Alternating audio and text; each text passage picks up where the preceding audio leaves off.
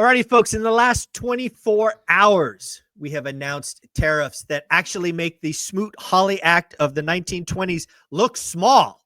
Think about that for a minute, which should be frightening. What I'm going to do in this conversation, I'm going to speak with Dana Dunford, the CEO of Himlane, and actually ask her to put on a slightly different hat. She is obviously a CEO of a software SaaS company, but I'm going to ask her to be a CEO of a retailer, maybe someone like Nike or Gap or whatnot, where you are actually taking finished goods from foreign countries like Vietnam or Cambodia or China, and ask her, what would she do if the deck chairs just changed like this?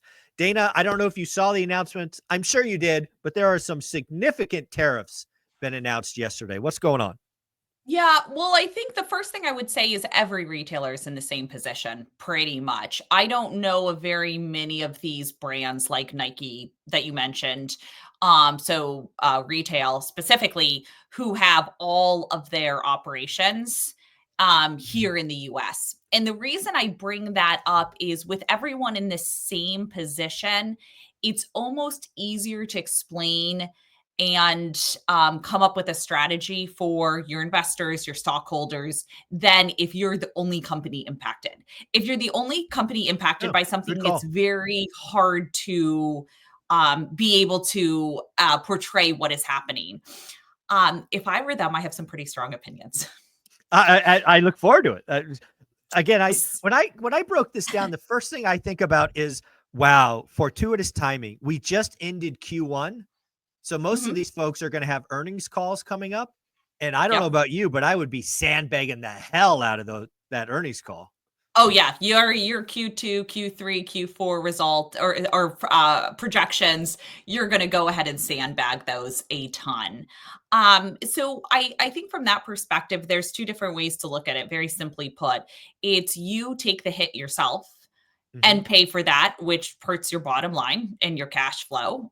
So your EBITDA, also your margin, your gross margin at the top, or you pass it on to your customers and just say, we're going to increase prices. And now they have to pay more. That is the short term, right? So that is the short term. Yeah, that's the immediate term. Yeah, I agree with that. Yep.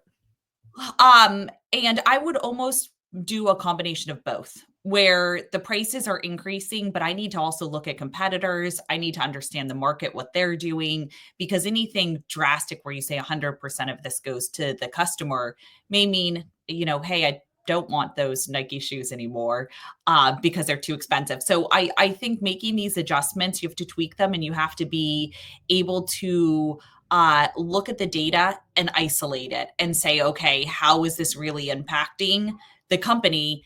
And what is that price elasticity? I cannot speak today. Elasticity. Thank you. And what does that look like with customers buy-in? So I think that's the first thing, and that is short term. Yeah. Again, because I was in retail for a long time, and you really only have a couple of levers that you can pull, right? Obviously, you can beat up the suppliers, right? Hey, suppliers, give me some of your margin, right? Because the suppliers have margin. You could take some of your margin, right? The gross margin, or you can raise prices. And then the more longer term one is, do you eventually find a different source? Yeah. Right. That's it. That's all you can do. I mean, or I have another thought on the long term. Okay. That's a bit different. You might actually, so you would look at, to your point as a company, because there's things outside of your control, you would say internationally, what other markets could I potentially manufacture in that may have lower tariffs or something? Yep. Or in the US, how do I do it? Or how do I innovate and automate more of it with AI and other sort of, they have the manufacturing robots. Yeah. Potentially, is there an opportunity? Now, I know putting shoelaces on shoes and stuff like that, the AI and robots aren't quite there yet. But I do think there's that discussion long term. The other thing I have to think about is that there's another way to look at it. If we're taxing more on the import of goods, but then we say back at home, we're going to go ahead and give, I think the proposal was under anyone making under 100,000 or 150,000 doesn't pay income taxes.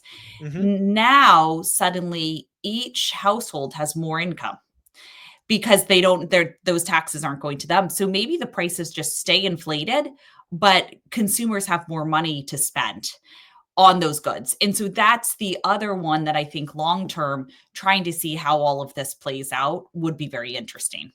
Yeah, it's funny you bring that up because again, I think what I'm trying to get people to realize is yes, the Q1, Q2, possibly Q3 are going to be full of confusion, full of ugliness, frankly, full of opportunity if you've got the backbone. But I do see a lot of goodness starting Q4 and certainly into 2026. Mhm. Tax cuts, no tax on tips, no taxes on 150K, no taxes on retirement or Social Security, all of these things that will actually increase the bottom line of most people. And if Yes. you have more discretionary income, you can do stuff with that, like spend a little bit more. It's Yeah. possible. Yeah. So I think that also long term, and that's hard because suddenly now you have multiple variables. Always when I think of as a CEO, it's really hard because I always try to A/B test things and keep all Mm, other variables constant. The reality is it's really hard to do that. There's always so many moving parts in your company to say, yeah. how do I isolate this and actually understand the impact of it? And so I think it's going to be a bit of a guessing game. I do think short term, there's going to be that shock, right? And then everyone's going to a little bit here or there tweak certain things, whether it's the price, whether it's just looking at their bottom line, to really make sure that, hey, nothing is too drastic to our customers. And Yeah. I think to your point, there will be 2 to 3 quarters where companies are sandbagging and you actually do see numbers go down. Oh, there's no questions. When they do their roll up of the S&P 500, I think the last time I saw it, it was $240, combined. I bet you it's sub 210. It could be sub 200 with Hmm. all of because if you're a CEO in this environment, you have to take earnings down. You just have to. Yeah. Right. Yeah. It's just, There's no other option. there's no Yeah. other option. And the big thing that I think about going forward is a lot of what's going on right now is just a timing problem. Right? If we step back to where I talk about all the time, real estate. What's a great example? Well, take Washington D.C. area, that geography. You have seen demand turn off, right? Hmm. People are afraid for their job. You see, Department of Health or whatever it was got 10,000 layoffs and FHA this and that. Nobody's buying a home there because they just don't know what's going on, Yeah. and supply is building. The problem with what's going on is demand turns off in an instant, but supply's not going to come for another 4 or 5 months because again, you don't get laid off and then list your house tomorrow, right? Yeah. You get laid off, you file unemployment, then you figure out what life is going to do. So we just have a timing problem. We're in the suck right now with these tariffs, which is all seemingly bad news. Very recessionary. Stagflation is possibly looking at it straight in the eyes. Hmm. But I feel better, or maybe I should say I feel hopeful for 2026. And, if I'm right, that means I'm going to get aggressive. I always get aggressive when people are afraid, and people are going to get more and more afraid. So Yeah. I'm excited for the opportunities ahead. Now, question for you. Why do you think that they did the tariffs so drastically versus doing 2 or 3 hikes on them? So I have two thoughts on that, and I honestly don't know which one it is. I'm really 50-50. The first one is this is Trump Art of the Deal, right? If you've ever read that book, he Yeah. always comes in with a outlandish, seemingly crazy. You make your other party think you're crazy. And Yeah. then during the negotiations, you come back a little bit. They feel like they got to win, but you got something better than you would have gotten other way. So part of this just could be outlandish, set the bar way out there so we can negotiate a better for America. That is one possibility. The second one is that Trump is anchored on the fact that he thinks America is getting ripped off. In fact, there's video of him in 1987 talking about the trade deficit and stealing from the middle class. So this is not a Mm, new yeah. concern. This is a 35-year entrenched belief that he Yeah. has.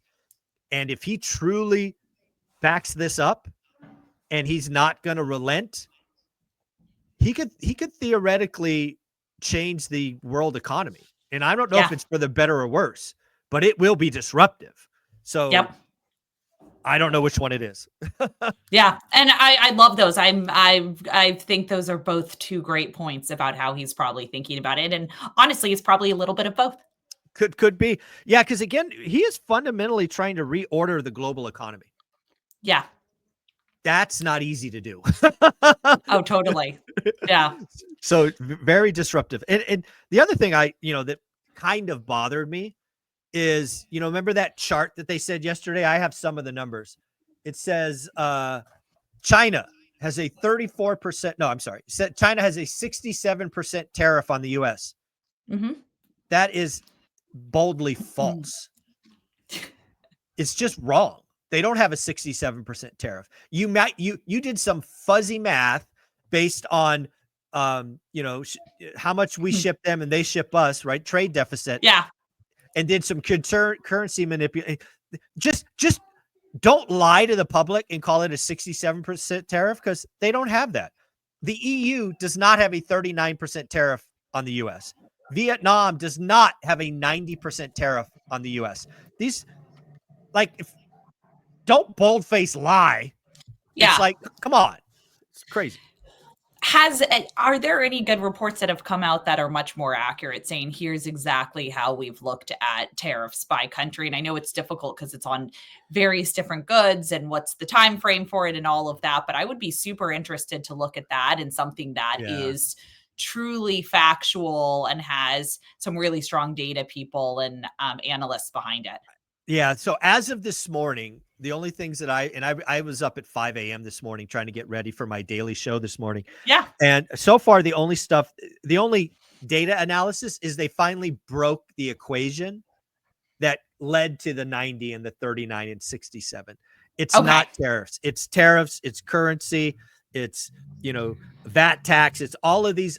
It's child labor, right? So it's fugazi. It's like unknowable numbers smashed together. And like, oh, now you guys are making up formulas? I mean, really? This is what we're doing now? So that was step one. I think step two, probably over the weekend, somebody is going to do a deep analysis about what actual tariffs are. Because I think it's just not like Vietnam does not have a 90% tariff on US goods. I mean, let's not lie to each other. Yeah, I couldn't agree more. I'm excited. Next week, we're going to have to talk about the real numbers and the real report that people come out with. I wonder who it's going to be who actually does come out with that first. I don't know. It'll be a left-leaning newspaper for sure. That much I know. Yeah. You wonder how accurate theirs are. You need something in the middle where someone is like, no, I took a very, very objective approach to this. They're going to have to data source them. They're going to have to put the link to, right, this is where I got it from. This is where it's coming for sure. But, at the end of the day, as a CEO, like the world changed today. You're going to probably get your executives together. You're going to figure out what you do short term, that would probably be the next 30 to 60 days. You would probably task somebody with going out to find additional sources in more tariff friendly countries. That's probably a midterm decision. And then long term, you probably are evaluating what, if anything, could we bring home? Could we automate this? Could we put this in Louisiana or Mississippi or wherever? Those are kind of the three things a CEO would be thinking: short, mid, long. Is that fair? Yeah, I think absolutely. And I think with any business, I've never been a fan of a business plan. I've always been a fan of a business model where you have to change it over time.